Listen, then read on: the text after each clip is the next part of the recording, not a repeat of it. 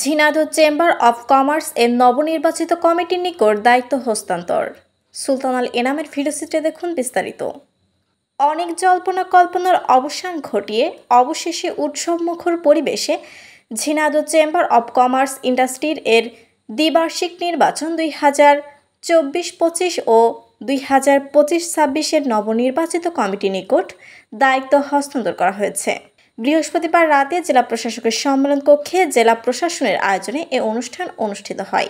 সে সময় প্রধান অতিথি হিসেবে অতিরিক্ত জেলা প্রশাসক সার্বিক রথীন্দ্রনাথ রায় উপস্থিত থেকে নবনির্বাচিত কমিটির সভাপতির পক্ষে জ্যেষ্ঠ সহ সভাপতি মোয়াজ্জেম হোসেনের নিকট দায়িত্ব হস্তান্তর করেন।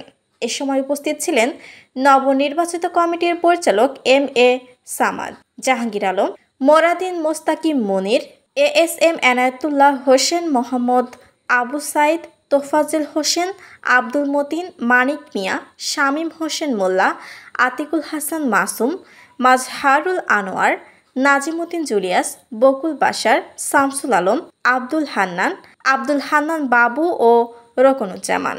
এ সময় উপস্থিত নবনির্বাচিত কমিটির নেতৃবৃন্দ দীর্ঘদিন ঝিনাইদহ চেম্বার অব কমার্স ইন্ডাস্ট্রির প্রশাসকের দায়িত্বে থাকা অতিরিক্ত জেলা প্রশাসক রথীন্দ্রনাথ রায় একটি সুন্দর ও সুষ্ঠু অংশগ্রহণমূলক নির্বাচন উপহার দেওয়ার সকলে তার প্রতি কৃতজ্ঞতা ও আন্তরিক অভিনন্দন জানান।